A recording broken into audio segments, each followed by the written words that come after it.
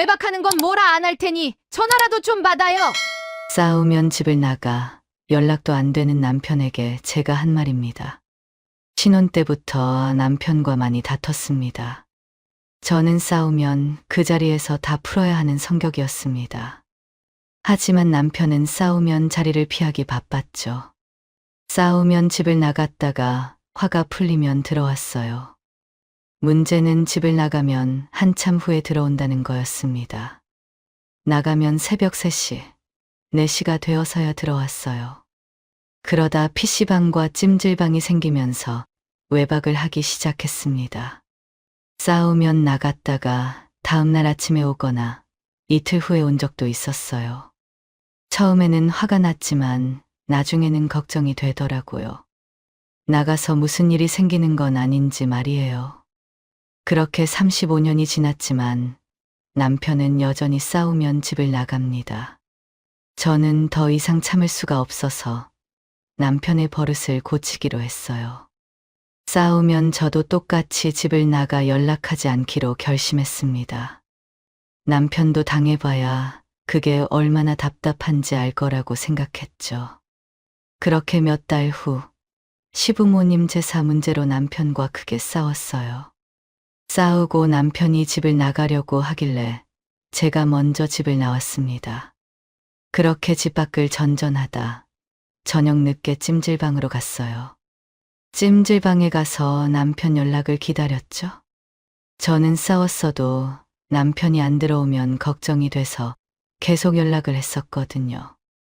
하지만 다음날 아침까지 남편은 전화 한 통, 문자 한 통 없었습니다. 저는 너무 화가 나서 다음 날도 집에 안 들어갔어요. 이틀 동안 집에 안 들어가면 걱정이 돼서 연락이 올 줄 알았죠. 하지만 그 다음 날에도 남편에게 연락은 없었습니다. 3일째 되는 날 저는 집에 돌아갔어요. 그리고 화가 나서 남편에게 따지듯 말했습니다.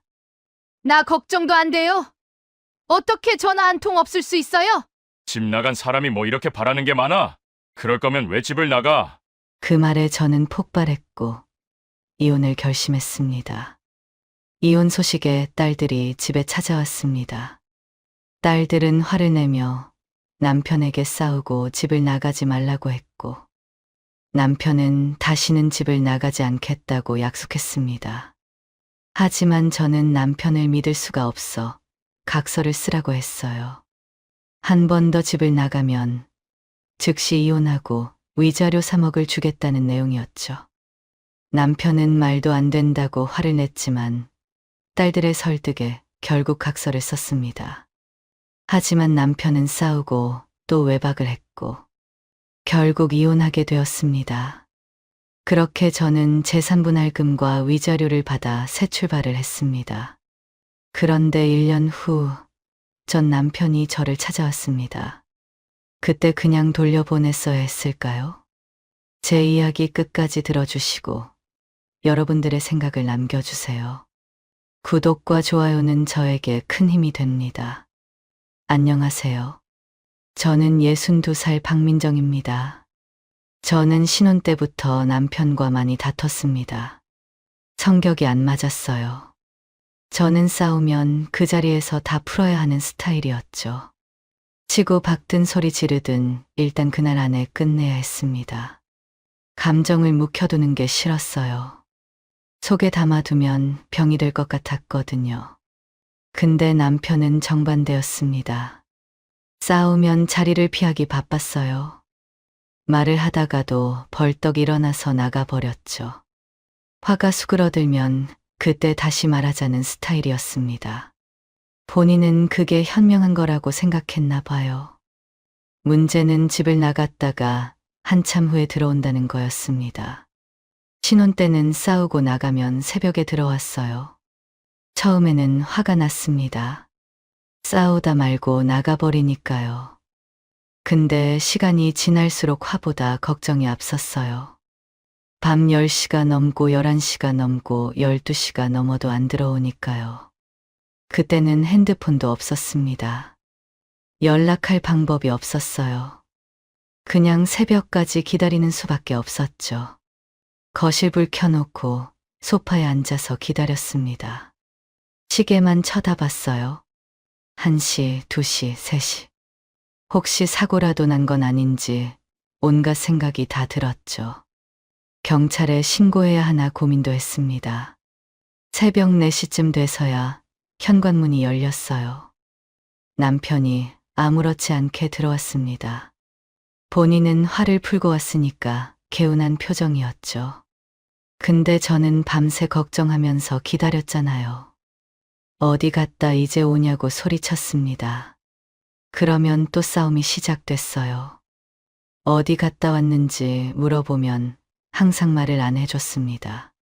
친구 만났다, 그냥 돌아다녔다. 그 정도만 말하고 자세한 건 안 알려줬어요. 답답했죠. 근데 캐물어봤자 입을 꾹 다물었습니다. 결국 또 싸우고 또 삐지고 며칠 지나면 풀리고요. 그게 반복이었어요. 결혼한 지 10년이 지나면서 상황이 더 나빠졌습니다. 남편이 싸우고 나서 외박을 하기 시작했거든요. 예전에는 새벽에라도 들어왔습니다. 근데 이제는 아예 안 들어왔어요. 싸우고 집을 나가면 다음날 아침에 들어오거나 바로 출근했다가 다음날 저녁에 들어오는 경우도 있었죠.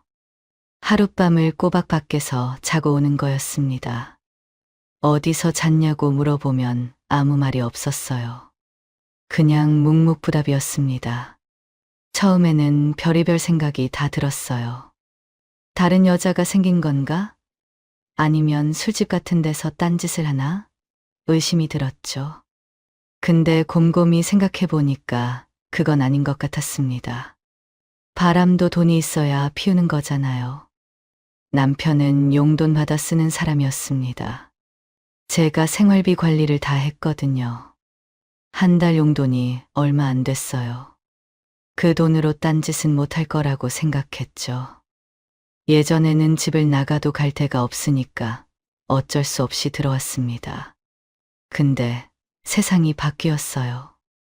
찜질방이 생기고 PC방이 생기면서 10,000원이면 하룻밤 잘 수 있게 됐거든요. 남편이 거기서 자고 오는 것 같았습니다. 저는 남편한테 몇 번이나 말했어요. 다른 건 몰라도 외박은 안 된다고요. 싸우고 나가는 거 뭐라 안 할 테니까 제발 그날 안에 들어오라고 했습니다. 부부가 싸웠다고 밖에서 자고 오는 게 말이 되냐고요. 근데 남편은 안 들었어요. 싸우면 또 나갔고 또 외박을 했습니다. 제 말은 귓등으로도 안 들었죠. 그게 한두 번이 아니었어요. 몇십 년째 똑같았습니다. 저는 포기하고 살았어요. 말해봤자 소용없으니까요. 싸우면 나가고 외박하고 다음날 들어오고요. 그게 우리 부부의 패턴이 됐습니다. 정상적인 부부는 아니었죠. 근데 어쩔 수 없다고 생각했어요. 이혼까지 하기는 싫었거든요. 자식들도 있고 나이도 있고요. 그렇게 세월이 흘러 벌써 62살이 됐습니다. 자식들도 모두 결혼을 했어요. 이제 집에는 남편과 저 둘만 남았습니다. 아이들 키울 때는 몰랐는데 둘이 남으니까 집이 너무 조용했어요. 적적하기도 했지만 그보다 문제는 부딪히는 일이 많아졌다는 거였습니다. 남편도 은퇴하고 집에 있으니 싸우는 일이 더 잦아졌어요. 하루 종일 얼굴을 마주하니까 사사건건 부딪혔어요. 밥 뭐 먹을지부터 시작해서 TV 채널 뭐 볼지까지 다퉜죠. 남편은 여전히 싸우면 집을 나갔습니다. 그건 변함이 없었어요. 40년 가까이 그래왔으니까요. 근데 예전이랑 달라진 게 있었습니다. 예전에는 싸우고 나가도 하루가 지나면 돌아왔어요. 근데 요즘은 2, 3일 후에 오는 일도 있었습니다. 연락도 없이요. 전화를 해도 안 받고 문자를 보내도 답이 없었어요. 어디서 뭘 하는지 알 수가 없었습니다. 저는 남편한테 말했어요. 나가는 건 이제 뭐라 안 하겠다고. 근데 제발 연락은 좀 받으라고 했죠. 이제 우리 나이도 있는데 사고라도 나면 어떡하냐고요. 하지만 남편은 집을 나가면 여전히 연락을 안 받았습니다. 그날도 평범한 하루였습니다. 점심을 먹다가 생활비 문제로 다툼이 시작됐어요. 남편이 용돈을 더 달라고 했거든요. 저는 어디다 쓰려고 그러냐고 물었습니다. 남편은 그냥 필요하다고만 했어요. 뭐에 쓰는지도 안 알려주면서 돈만 달라고 하니까 화가 났죠. 말다툼이 점점 커졌습니다. 서로 목소리가 높아졌어요. 결국 남편이 벌떡 일어나더니 방으로 들어갔습니다. 옷을 갈아입고 나오더니 현관으로 향했어요. 또 시작이구나 싶었죠. 저는 한숨을 쉬었어요. 나가려면 나가라고, 대신 이번에는 연락 좀 받으라고 말했습니다. 남편은 대답도 없이 문을 닫고 나갔어요. 쾅 소리가 집 안에 울렸습니다. 그날 오후 초인종이 울렸습니다. 누군가 싶어서 인터폰을 봤더니 딸이었어요. 서울에 사는 첫째 예빈이가 사위랑 함께 서 있었습니다.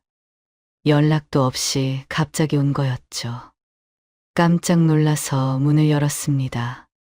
엄마, 오늘 근처에서 결혼식 있어서 왔다가 들렀어요. 예빈이가 웃으면서 말했어요. 오랜만에 보는 딸이 반가웠습니다. 사위도 인사를 했어요. 어서 오라고 안으로 들어오라고 했죠. 과일 깎아주고 커피 내려주고 이런저런 얘기를 나눴습니다. 그때 예빈이가 물었어요. 아버지는 어디 가셨냐고요. 저는 순간 당황했습니다. 아까 싸우고 나갔다고 말할 수는 없었어요. 사위 보기도 창피하잖아요. 아버지는 잠깐 친구 만나러 갔어. 그렇게 둘러댔습니다. 예빈이는 그러시구나 하면서 고개를 끄덕였어요.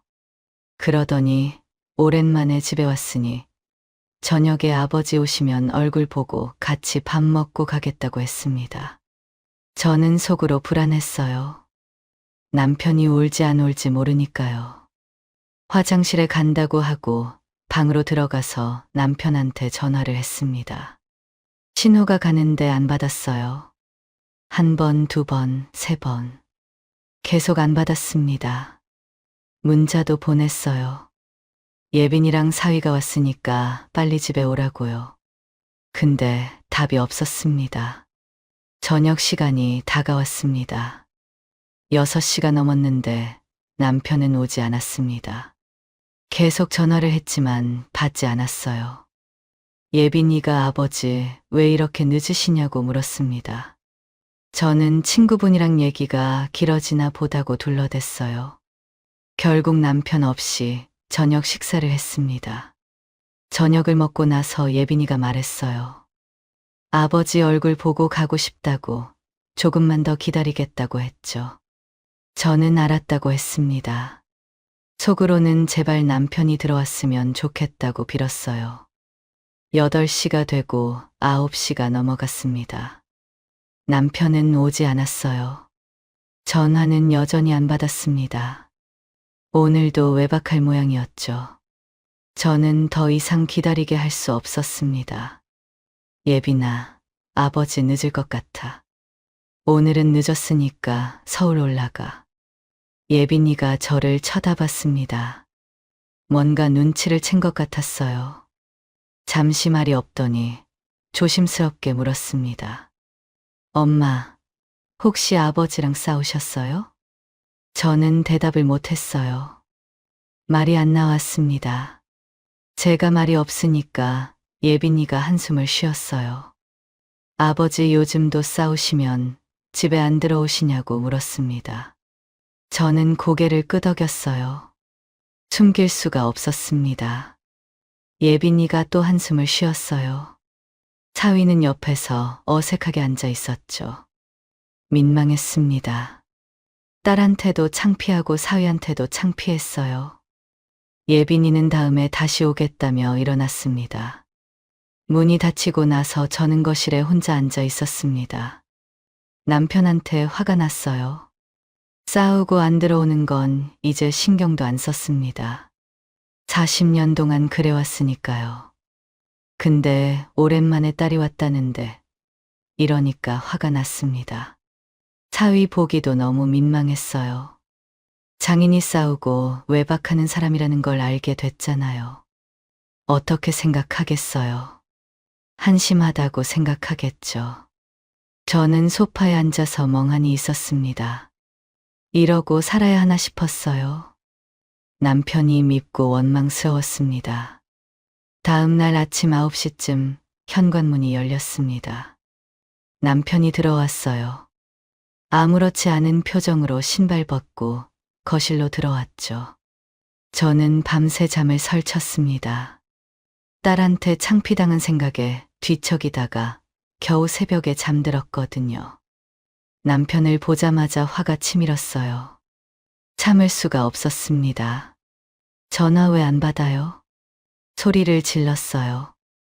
남편은 아무 반응이 없었습니다. 그냥 거실 소파에 앉더니 TV 리모컨을 집어들었어요. 그 태도가 더 화가 났습니다. 저는 남편 앞으로 가서 말했어요. 어제 예빈이 왔다 갔다고 사위랑 같이 왔는데 아버지 기다리다가 밤 9시 돼서 갔다고 했죠. 남편이 그제야 입을 열었어요. 내가 집 나가면 전화 받고 문자 확인하는 거 봤어? 그 말을 듣고 또 부글부글 끓었습니다. 근데 남편은 표정 하나 안 바꿨어요. 당연하다는 듯이 TV만 봤습니다. 저는 목소리를 높였어요. 집 나가도 전화는 받으라고 몇 번을 말했냐고요. 진짜 이렇게 자기 멋대로만 할 거냐고 따졌습니다. 남편이 귀찮다는 듯이 대답했어요. 제가 화를 안 내면 자기가 집을 나갈 이유가 없다고요. 다 제 때문이라고 했습니다. 자기는 잘못이 없다는 거였죠. 저는 더 이상 말해봤자 소용없다고 생각했습니다. 말을 말자고 하고 방으로 들어갔어요. 진정을 하려고 침대에 누웠지만 진정이 안 됐습니다. 화가 나면서도 허탈했습니다. 몇십 년째 같은 말을 했는데 귓등으로도 안 들었어요. 어떻게 하면 저 버릇을 고칠 수 있을까 생각했습니다. 그러다가 문득 생각이 났어요.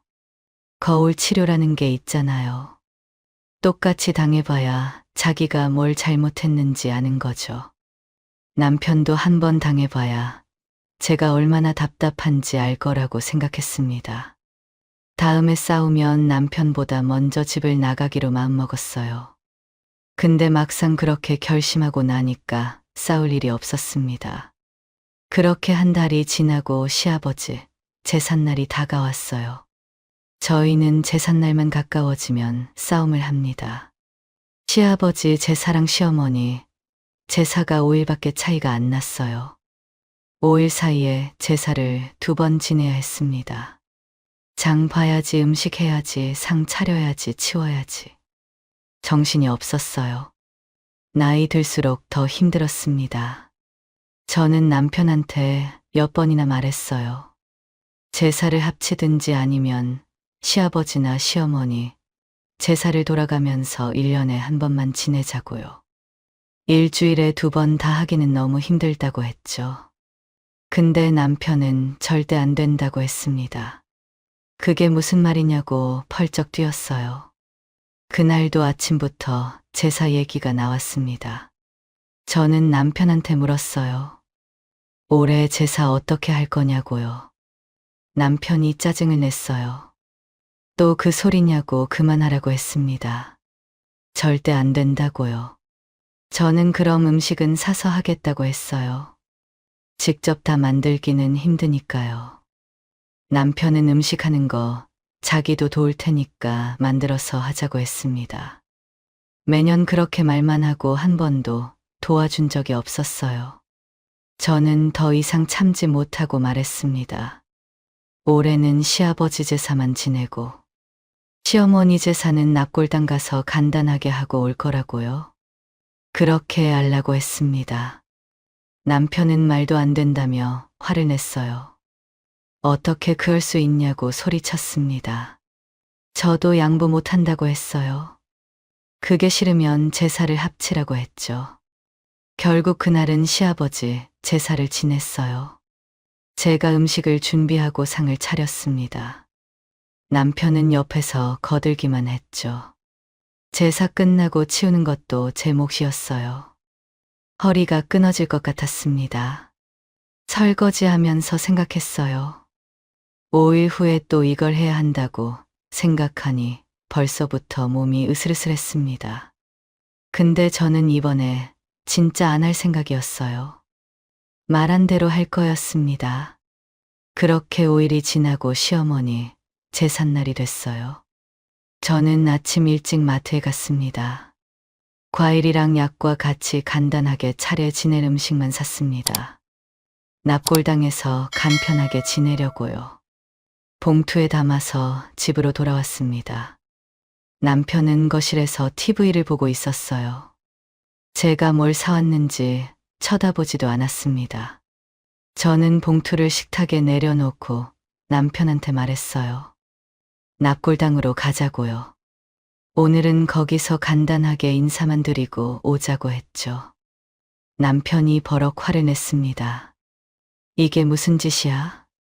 제사를 어떻게 안 지낼 수 있냐고 소리쳤어요. 저는 나는 오늘 제사 준비 못한다고 했습니다. 시아버지 제사 때 말하지 않았냐고 했죠. 남편은 말도 안 된다고 계속 화를 냈지만 저는 꿈쩍도 안 했습니다. 이번에는 물러설 생각이 없었어요.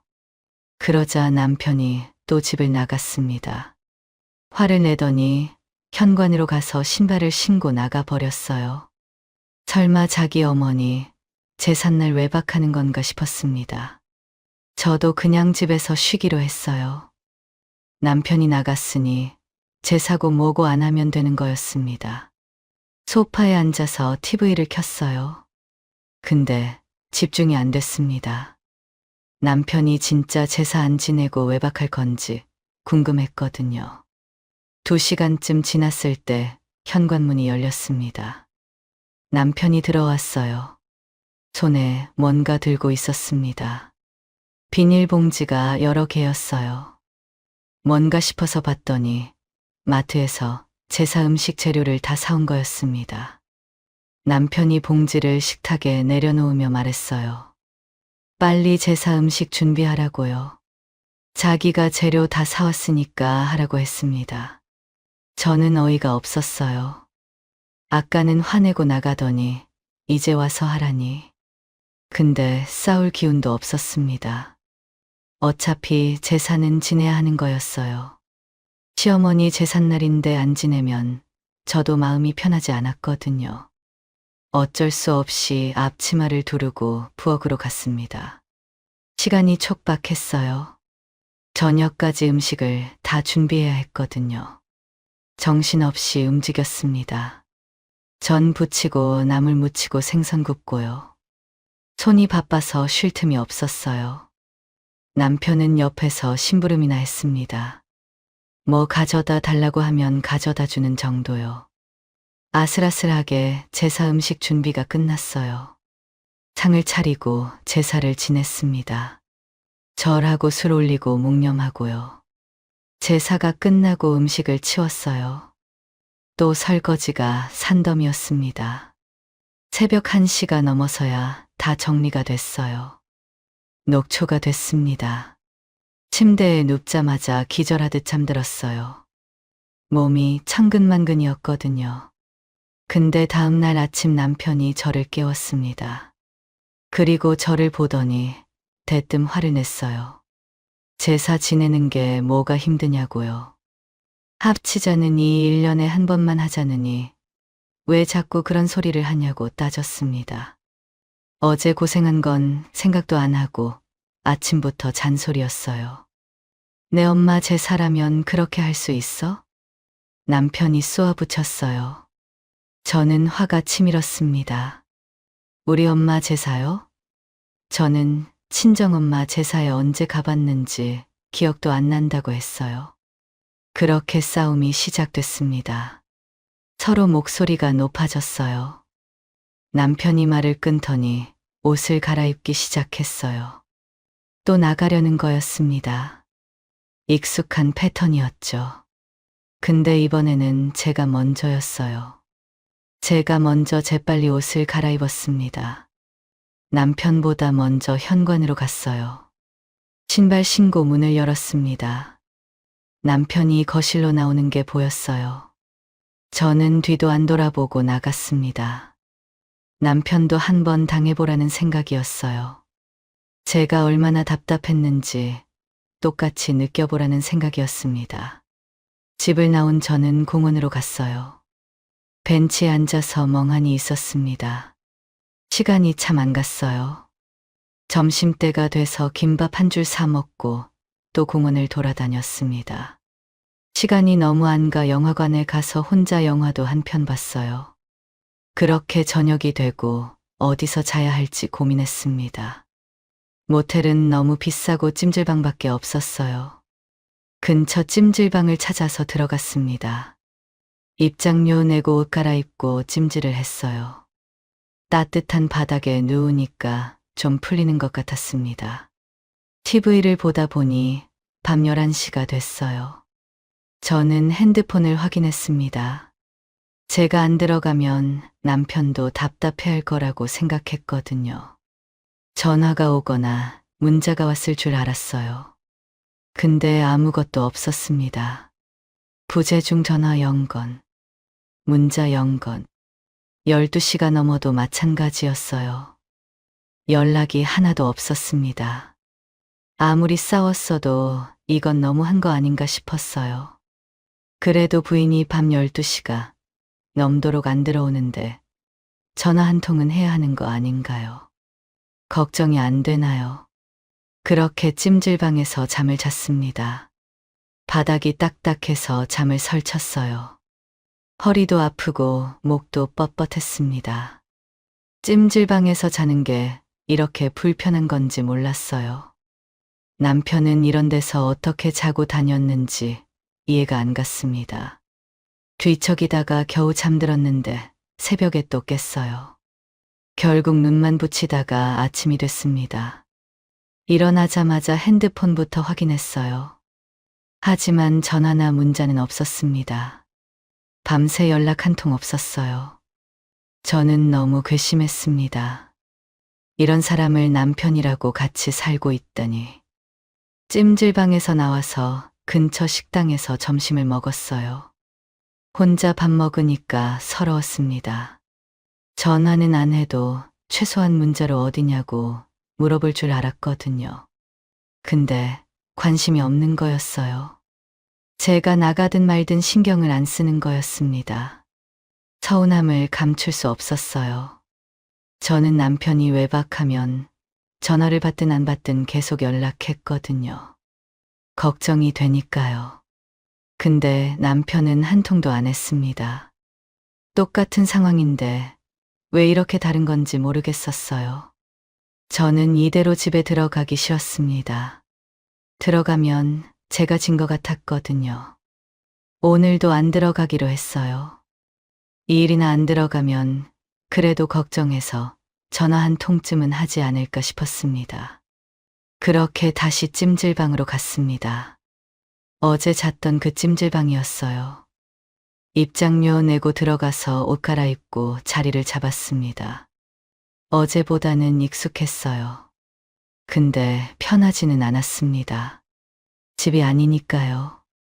찜질도 하고 TV도 보고 식혜도 마셨습니다. 근데 시간이 너무 안 갔어요. 할 게 없었습니다. 핸드폰만 만지작거렸어요. 혹시 남편한테 연락이 올까봐 계속 확인했습니다. 밤 10시가 됐어요. 이틀째 찜질방에 있으니까 너무 답답하고 불편했습니다. 바닥도 딱딱하고 사람들 코 고는 소리도 시끄럽고요. 남편은 이런 걸 어떻게 참고 그렇게 집 밖을 나갔는지 이해가 더 안 갔습니다. 저는 하루만 있어도 힘들었거든요. 밤 11시가 됐습니다. 핸드폰을 확인했지만 아무것도 없었습니다. 그래도 부인이 2일이나 집에 안 들어오는데 연락은 하겠지 싶었습니다.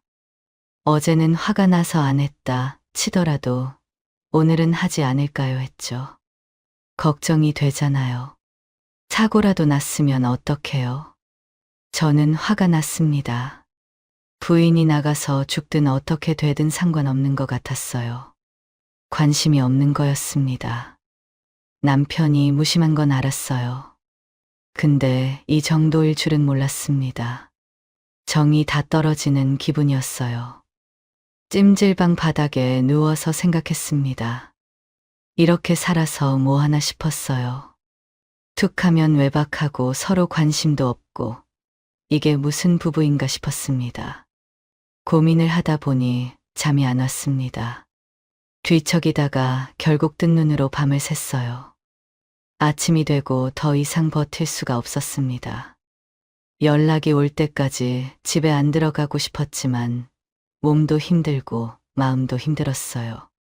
일단 집에 들어가기로 했습니다. 집에 들어가 거실로 들어가니까 남편이 소파에 누워서 TV를 보고 있었습니다. 저를 한번 쓱 보더니 다시 TV를 봤어요. 그게 전부였습니다. 2일 만에 들어왔는데 한마디도 없었어요. 어디 갔다 왔냐, 밥은 먹었냐, 그런 말 하나 없었습니다. 저는 화가 치밀었어요. 남편 앞으로 가서 말했습니다. 나 걱정도 안 돼요? 어떻게 전화 한 통 없을 수 있어요? 남편이 귀찮다는 듯이 대답했어요.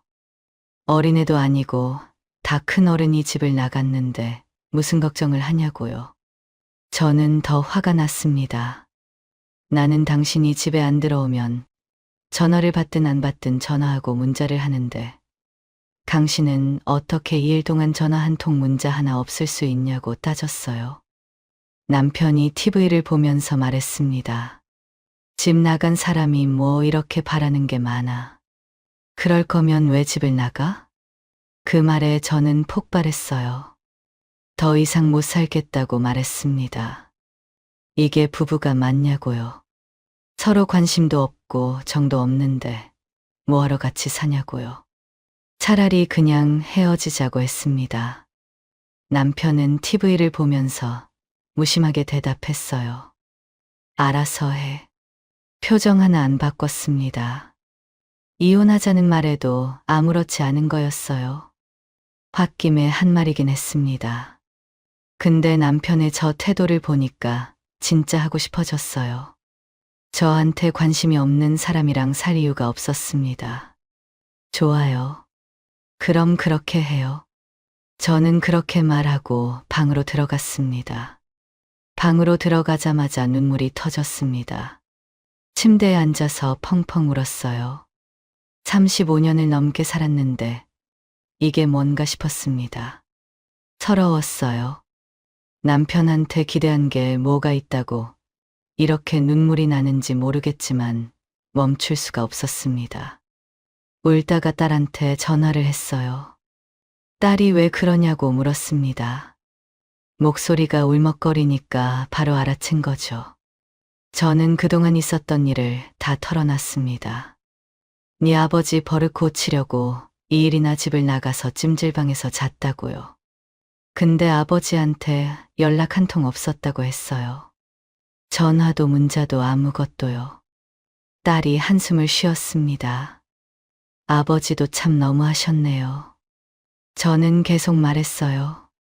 이대로는 못 살겠다고 이혼하자고 했더니 아버지가 알아서 하라고 했다고 이혼을 하겠다고 했습니다. 딸은 진정하라고 했어요. 일단 좀 쉬시라고 주말에 내려오겠다고 했습니다. 동생한테도 연락하겠다고요. 저는 알았다고 하고 전화를 끊었습니다. 다음 날 저는 이혼 관련 내용을 인터넷으로 찾아봤어요. 협의이혼이 뭔지, 재판이혼이 뭔지 알아봤습니다.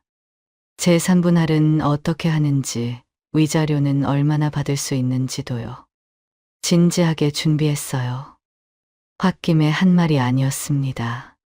그렇게 며칠이 지나고 주말이 됐습니다. 딸들이 집을 찾아왔어요. 제가 이혼한다고 했으니까 찾아온 거였죠. 오랜만에 가족이 다 모였습니다. 근데 분위기가 좋을 리가 없었어요. 거실에 둘러앉았습니다. 남편은 소파 한쪽에 앉아 있었고, 저는 반대편에 앉았어요. 딸들이 가운데 앉았습니다. 어색한 침묵이 흘렀어요. 첫째 예빈이가 먼저 입을 열었습니다. 남편을 똑바로 쳐다보면서 말했어요. 아버지는 저희 어릴 때도 그러더니 아직도 싸우면 집을 나가세요? 남편은 아무 말도 못했습니다. 예빈이가 계속 말했어요. 아버지 안 들어오시면 엄마가 얼마나 걱정하시는지 아시냐고요. 밤새 잠도 못 자고 기다리신다고 이제 그만 좀 나가시라고 했습니다. 남편은 여전히 말이 없었어요.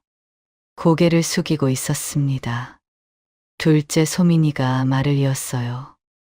아빠는 엄마가 나가셨는데 걱정도 안 되셨냐고, 어떻게 2일 동안 연락 한 통 없으셨냐고. 너무 하신다고 했습니다. 딸들이 제 편을 들어줬어요. 고마웠습니다. 눈물이 핑 돌았어요. 그래도 내 편이 있구나 싶었거든요. 남편은 계속 아무 말도 없었습니다. 그냥 앉아 있기만 했어요. 딸들이 남편을 한참 나무라다가 저한테 말했어요. 근데 엄마도 이런 일로 이혼하시는 건 좀 그렇지 않냐고요. 저는 더 이상 이렇게 못 산다고 했습니다. 지쳤다고요. 관심도 없고 정도 없는 사람이랑 왜 살아야 하냐고 했죠. 남편은 여전히 아무 말이 없었어요. 한마디라도 하면 좋겠는데 입을 꾹 다물고 있었습니다. 그때 예빈이가 남편한테 말했어요. 아버지, 이제 화나셔도 외박 안 하시겠다고 엄마한테 약속하세요. 그러면 엄마도 이혼 안 하실 거예요. 그리고 저한테도 말했습니다. 엄마도 아버지랑 싸우지 마시고 좀 참으세요. 서로 조금씩 양보 좀 하세요. 남편이 드디어 입을 열었습니다. 알았다며 이제 싸워도 집을 나가도 외박은 안 하겠다고 했어요. 저는 그 말을 믿을 수가 없었습니다. 35년 동안 그래왔는데 갑자기 안 한다고요. 말로만 그러고 또 나갈 게 뻔했어요. 못 믿는다고 했습니다. 남편은 안 한다면 안 한다고 했어요. 짜증 섞인 목소리였습니다. 저는 그럼 각서를 쓰라고 했어요. 만약 또 싸우고 외박하면 이혼하고 위자료로 3억 내놓는다고 써라고요. 남편이 황당하다는 표정을 지었습니다. 무슨 각서까지 쓰냐고, 부부 사이에 그게 말이 되냐고 했죠.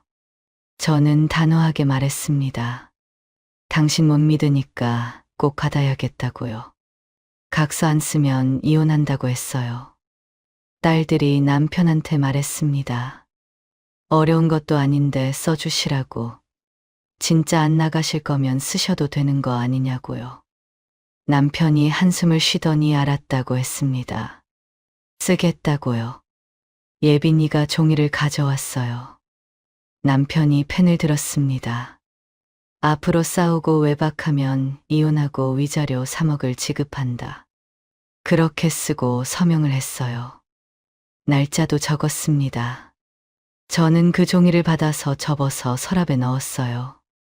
이제 증거가 생긴 거였습니다. 딸들이 안도의 한숨을 쉬었어요. 이제 됐다고요. 앞으로 싸우지 말고 잘 지내시라고 했습니다. 그렇게 딸들의 중재로 이혼 문제는 일단락됐어요. 남편이 각서를 썼으니까 이제 외박은 안 하겠죠.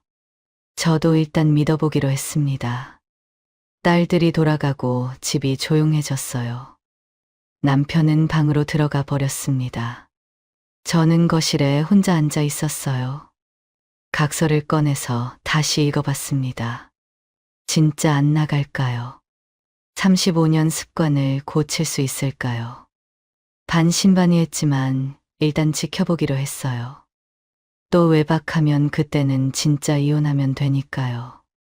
딸들이 다녀가고 그날부터 남편은 더 말이 없어졌습니다. 밥 먹을 때도 말이 없고 TV 볼 때도 말이 없었어요. 제가 뭐라고 해도 대답을 안 했습니다. 오늘 뭐 먹을까 물어봐도 묵묵부답이었어요. 날씨가 춥다고 해도 반응이 없었습니다. 그냥 무시하는 거였어요. 답답한 마음에 왜 말을 안 하냐고 따졌습니다. 내가 뭘 잘못했냐고, 말을 해야 알지 왜 입을 다물고 있냐고요.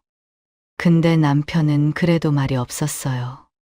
눈도 안 마주치고 외면만 했습니다. 너무 답답해서 계속 대답을 강요했어요. 왜 말을 안 하냐고 소리도 질렀습니다. 화도 내보고 사정도 해봤어요. 제발 말 좀 하라고요. 그랬더니 남편이 참다 못해 입을 열었습니다. 당신이랑 말해봤자 또 싸우게 돼. 그래서 말 안 하는 거야. 싸우면 또 나가서 외박하고 그러면 위자료 3억 물게 되니까 저러는 것 같았어요. 말을 안 하면 싸울 일도 없으니까요. 나름대로 대처법을 찾은 거죠. 저는 처음에는 답답했습니다. 같은 집에 사는데 대화가 없으니까요. 근데 시간이 지나니까 이것도 나쁘지 않다고 생각했어요. 싸우는 것보다는 나았거든요. 남편이 외박을 안 하니까 마음이 편했습니다. 조용히 살면 되는 거였어요. 그렇게 1년이 지났습니다. 조용한 냉전 상태로 1년을 보냈어요. 그러다 시아버지 제삿날이 다가왔습니다. 작년에도 제사 문제로 크게 싸웠잖아요. 올해는 정말로 제사를 합치거나 하나만 지낼 생각이었어요. 나이 들수록 체력이 안 됐거든요. 5일 안에 제사 2번은 너무 힘들었습니다. 시아버지 제삿날 3일 전에 남편한테 말을 꺼냈어요. 올해 제사는 시아버지, 시어머니 둘 중에 어느 쪽을 지낼 거냐고요. 하나만 하자고 했죠. 1년 동안 말을 시켜도 대꾸 안 하던 남편이 그 말을 듣자마자 반응했습니다. 벌떡 고개를 들었어요. 뭔 말 같지도 않은 소리를 해? 저는 뭐가 말 같지도 않은 소리냐고 받아쳤어요. 나도 이번에는 못 넘어간다고. 힘드니까 하나만 하자고요. 둘 중에 정하라고 했습니다.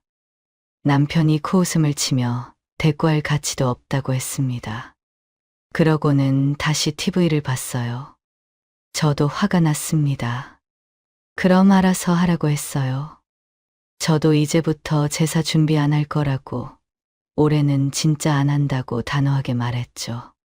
그 말에 남편이 폭발했습니다. 1년 동안 참았던 게 터진 것 같았어요. 소리를 지르기 시작했습니다. 제사를 어떻게 안 지내냐고요. 당신이 며느리야 뭐야 하면서 막 따졌어요. 저도 가만히 있지 않았습니다. 그동안 쌓였던 게 폭발했어요. 1년 동안 말도 안 하고 무시만 하더니 이제 와서 소리 지르냐고요. 내가 얼마나 고생했는데 그걸 모르냐고 소리쳤습니다. 서로 목소리가 높아졌어요. 욕도 나오고 과거 얘기도 나왔습니다. 1년치 감정이 한꺼번에 쏟아졌어요. 거실이 난장판이 됐습니다. 결국 남편이 화를 못 참고 방으로 들어갔어요. 옷을 갈아입고 나오더니 현관으로 향했습니다. 또 나가려는 거였어요. 저는 남편 등 뒤에 대고 소리쳤습니다. 각서 쓴 거 잊지 말라고요. 외박하면 위자료 3억이라고. 나가도 오늘 안에 들어와야 한다고 했죠. 남편은 대답 없이 문을 쾅 닫고 나갔습니다. 저는 소파에 앉았어요. 한숨이 나왔습니다. 또 시작이구나 싶었어요. 근데 각서까지 썼는데 설마 안 들어오겠나 싶었습니다. 위자료 3억인데요.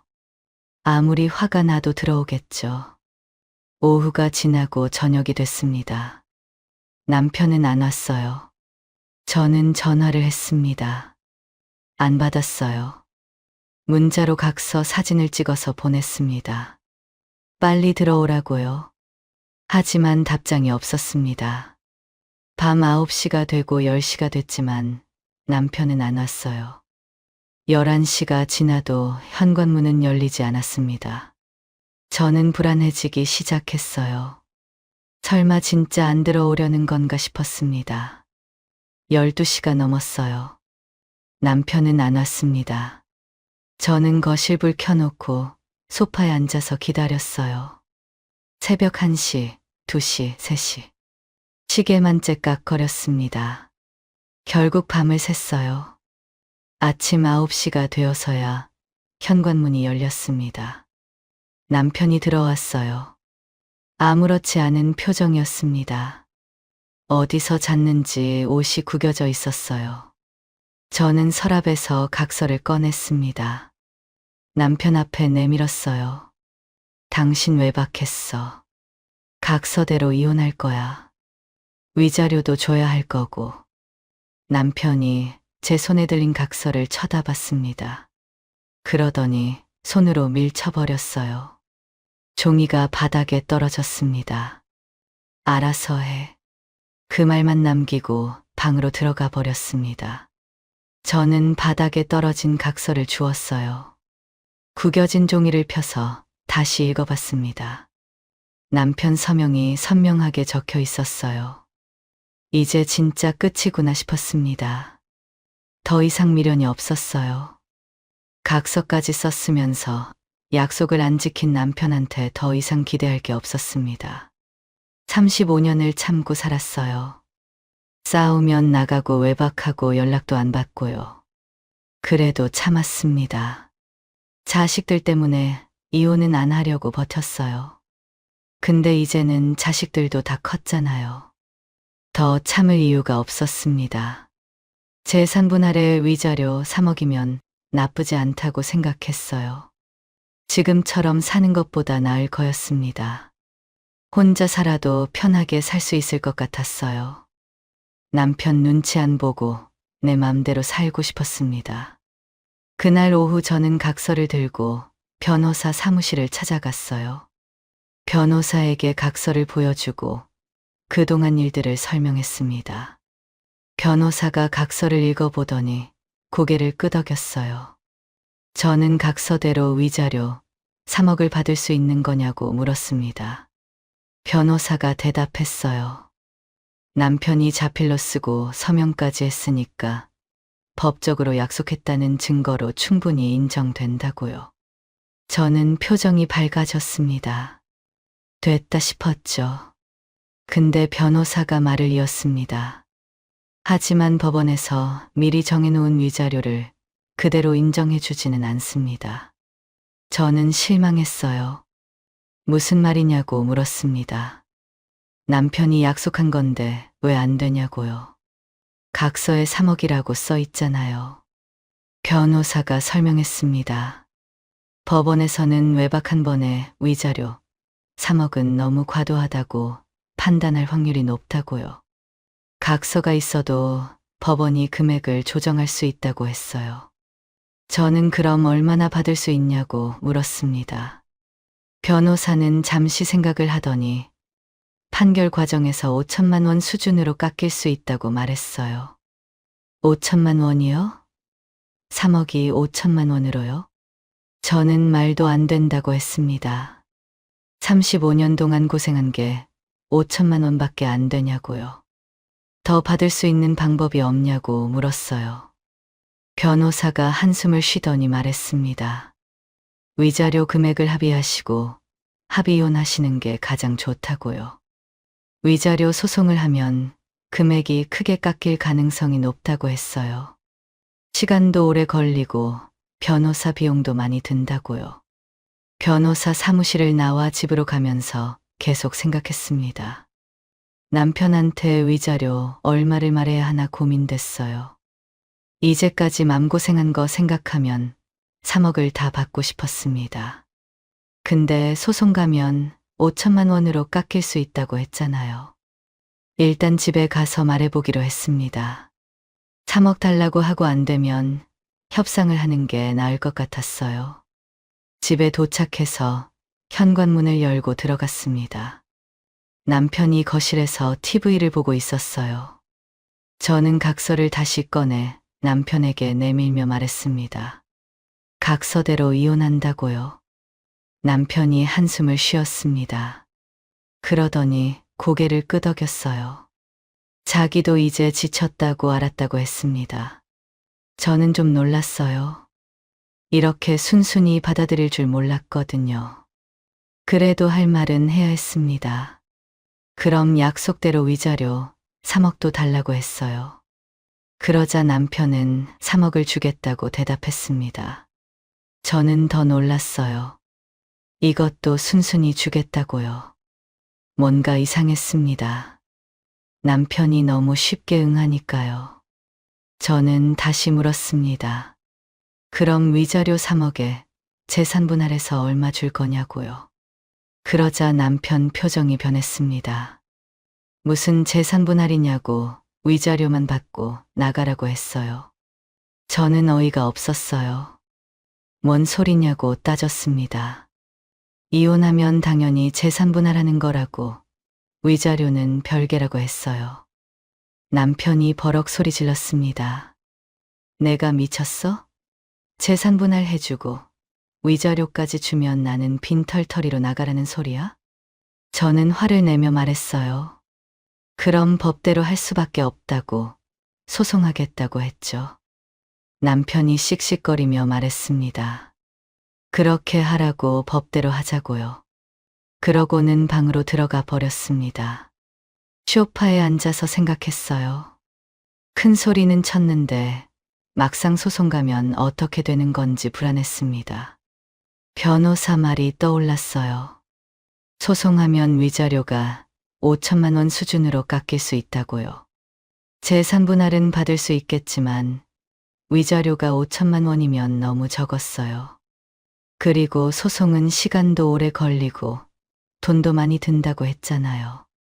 어떻게 해야 할지 답이 떠오르지 않았습니다. 밤새 고민했어요. 이리저리 계산해 봤습니다. 재산 분할로 절반 받으면 얼마인지, 위자료 5천만 원이면 총 얼마인지요. 근데 소송 비용이랑 변호사 비용 빼면 또 줄어들잖아요. 다음 날 아침이 됐습니다. 저는 결론을 내렸어요. 소송보다 합의가 나을 것 같았습니다. 빨리 끝내고 새 출발하고 싶었거든요.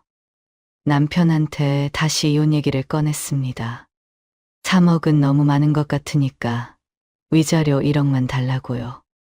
그럼 깔끔하게 정리하겠다고 했죠. 재산 분할 절반에 위자료 1억이면 더 이상은 따지겠다고 했어요. 남편이 한참을 생각했습니다. 팔짱을 끼고 뭔가 계산하는 것 같았어요. 저는 조마조마하면서 기다렸습니다. 한참 후에 남편이 입을 열었어요. 알았다며 재산 분할에 위자료 1억 주겠다고 했죠. 저는 속으로 다행이라고 생각했습니다. 소송 안 하고 합의로 끝낼 수 있게 됐으니까요. 빨리 이혼하고 새로 시작하고 싶었어요. 이 집에서 벗어나고 싶었습니다. 그렇게 합의 이혼을 진행했습니다. 이혼 소식을 듣고 딸들이 펄쩍 날뛰었어요. 예빈이가 전화해서 엄마 진짜 이혼하시는 거냐고 물었습니다. 소민이도 연락이 왔어요. 다시 생각해 보시라고요. 저는 딸들한테 말했습니다. 아버지가 또 약속을 어기고 외박했다고요. 각서까지 쓰고도 안 지키는데 더 이상 할 수 없다고 했죠. 딸들이 할 말을 잃었습니다. 더 이상 아무 말도 안 했어요. 아버지를 감싸줄 수가 없었던 거죠. 이혼 절차는 생각보다 빨리 끝났습니다. 합의 이혼이라 복잡하지 않았어요. 재산 분할 3억에 위자료 1억 해서 총 4억을 받았습니다. 그 돈으로 작은 아파트를 하나 샀습니다. 20평짜리 소형이었어요. 혼자 살기에는 충분했습니다. 새 집에 이삿짐을 풀었어요. 가구도 새로 사고 커튼도 달았습니다. 내 집이 생긴 거였어요. 근데 막상 집을 사고 보니 남은 돈이 그렇게 많지 않았습니다. 집값이 비싸서 대부분 들어갔거든요. 전 남편 연금을 나눠받을 수 있는 것도 2년 후였습니다. 고민 끝에 일자리를 알아보기로 했어요. 62살에 무슨 일을 할 수 있나 싶었지만 가만히 있을 수는 없었습니다. 너무 무리하고 싶지는 않아서 오전이나 오후에 잠깐 할 수 있는 일을 찾았어요. 인터넷으로 검색하다가 시청에서 운영하는 시니어 카페를 발견했습니다. 60대 이상 어르신들이 일하는 카페였어요. 바로 지원했습니다. 면접을 보고 합격했어요. 일주일 후부터 출근하라고 했습니다. 떨리기도 하고 설레기도 했어요. 이 나이에 새로운 일을 시작하다니요. 첫 출근 날 아침 일찍 일어나서 준비했습니다. 카페에 들어가니까 60대, 70대 할머니, 할아버지들이 앞치마를 두르고 일하고 있었어요. 커피도 만들고 서빙도 하고요. 다들 밝은 표정이었습니다. 저도 앞치마를 받아서 두르고 일을 시작했어요. 처음에는 커피 만드는 게 어려웠습니다. 커피 만드는 기계 다루는 법부터 배웠어요. 실수도 많이 했습니다.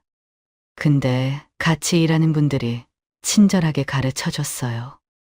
그렇게 한 달쯤 지나니까 제법 잘하게 됐습니다. 일도 5시간 정도만 하는 거라 부담도 없었어요. 손님이 많지 않아서 힘들지도 않았습니다. 틈틈이 같이 일하는 분들이랑 수다도 떨었는데 비슷한 나이대라 말이 잘 통했습니다. 그리고 무엇보다 이혼을 해서인지 바깥 활동을 해서인지 삶의 활력이 생겼습니다. 집에만 있을 때보다 훨씬 나았어요. 아침에 일어나면 갈 곳이 있으니까 좋았습니다.